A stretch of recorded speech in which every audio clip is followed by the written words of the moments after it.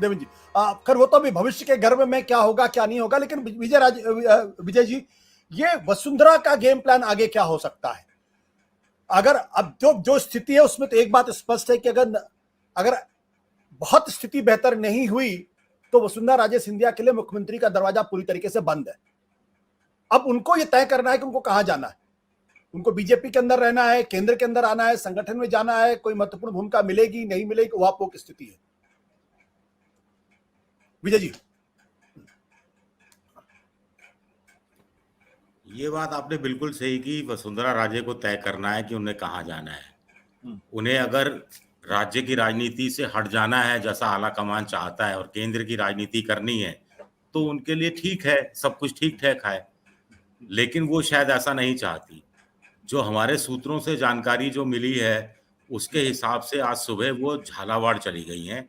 अपने एक पारिवारिक मित्र का एक हेलीकॉप्टर मंगाया और वो झालावाड़ चली गई। उनके कुछ समर्थक भी उनके घर पहुंचे थे और उनसे भी उन्होंने बात नहीं की। वो कहा कि मैं झालावाड़ जा रही हूँ, वहां जाके बैठ के मैं थोड़ा मंथन करूंगी, चिंतन मनन करूंगी। एक चीज।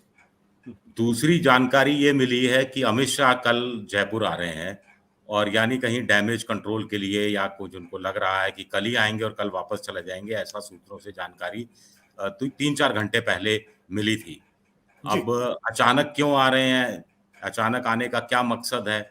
उधर बीजेपी ने डैमेज कंट्रोल करना शुरू कर दिया है और जो राजेंद्र राठौड़ है, प्रतिपक्ष जो नेता प्रतिपक्ष हैं, उनका एक बयान आया है, एएनआई को उन्होंने बाइट दी जिसमें उन्होंने कहा कि भाषण नहीं देने दिया, भाषण नहीं दे पाई वो अलग बात है, लेकिन हमारी वो नेता है।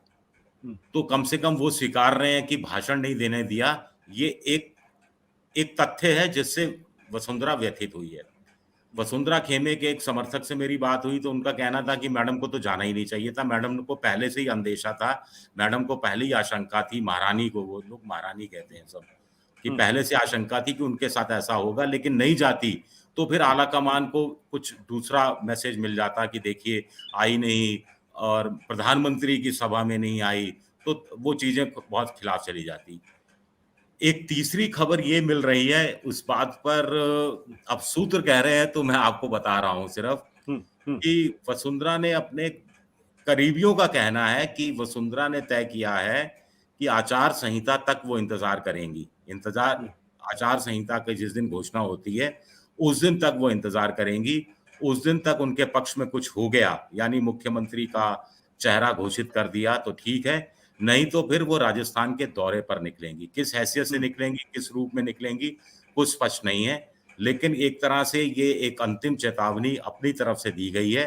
सूत्रों का कहना है कि वसुंधरा के पास खोने के लिए कुछ नहीं है और ये बात भी उन्होंने स्पष्ट कर दी है अपने करीबियों के बीच में कि जब उनसे 1-1.5 साल प्रधानमंत्री बड़े हैं, सिर्फ 1-1.5 साल बड़े हैं उम्र में, और वो तीसरी बार प्रधानमंत्री बनने के लिए जद्दोजहद किए हुए हैं, तो वो 1.5 साल उनसे छोटे होते हुए तीसरी बार मुख्यमंत्री बनने के लिए जद्दोजहद क्यों नहीं कर सकती?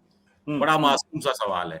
और चौथा मेरी तरफ से सवाल है कि आपको स्थानीय छत्रपों की छुट्टी करनी है तो विकल्प तो तैयार कीजिए। नया नेतृत्व लाना है, लेकिन नया नेतृत्व के नाम पे आपके पास कौन है? जी, एक नेता बताइए जो वसुंधरा का स्थान ले सके। तो थोड़ी इज्जत तो होनी चाहिए। लाख दुश्मनी करो मगर इतनी गुंजाइश रखो कि कल को फिर हम दोस्त हो जाएं तो कोई शिकवा ना हो। कुछ इस तरह का एक शेर है। तो कुल मिलाकर ये कहानी है, तो लेटेस्ट जो मेरे पास जानकारी है। आप इसका मतलब नरेंद्र मोदी जी को जानते नहीं है। वो दुश्मनी भी करते हैं तो खुल के करते हैं, दोस्ती भी करते हैं तो खुल के करते हैं। छुपाव दुराव वहां बिल्कुल नहीं दिखाई पड़ता। मैं विनोद जी के पास, लेकिन उसके पहले राजीव जी मैं आपके पास आना चाहता हूँ। राजीव जी, ये जो वसुंधरा के विकल्पों के बारे में जो विजय विद्रोही जी कह रहे थे, आपका अपना आकलन क्या है? क्या वसुंधरा राजे इस हद तक जाएंगे कि पार्टी भी तोड़ सकती है, नया दल भी बना सकती है, या पूरी तरीके से निष्क्रिय हो जाएंगी ताकि बीजेपी को जो करना हो करें और ताकि कल अगर हारती है तो मेरे मत्थे कोई चीज ना आए? देखिए जब तक चुनाव होंगे तब तक वसुंधरा जी कहीं नहीं जाने वाली, बीजेपी में ही रहेंगी, ये तय है। और जो दूसरी बात है, जो कल उनको ये बात हो रही है कि उनको तवज्जो नहीं दी गई, ये नहीं, तो वो तो मंच पर ही तब आई जब प्रधानमंत्री मंच पर आ गए, उसी समय वो मंच पर आई और प्रधानमंत्री की मजबूरी थी कि उनको अपने साथ वाली सीट देनी पड़ी, तीसरी चीज, प्रधानमंत्री मोदी हरदम कुछ ना कुछ सस्पेंस बनाकर रखना चाहते हैं कि जिससे कि दूसरी पार्टियां और दूसरे जो विश्लेषक हैं, हम लोग जैसे बैठे हैं अभी, तो ये किसी न किसी अलग अलग चीजें, अलग अटकलें चलती रहें, अलग बातें होती रहें। और अभी चूंकि आचार संहिता भी लागू नहीं हुई है, तो वैसे वसुंधरा जी को उन्होंने कह ही रखा है कि भाई आप घूम घूम के प्रचार करो। चारों जो परिवर्तन यात्रा हुई उनमें चारों के जब आगाज हुआ, केंद्रीय मंत्री वहां पे आए, उन्होंने आगाज किया, उस समय वसुंधरा जी उन चारों यात्राओं में मौजूद रही।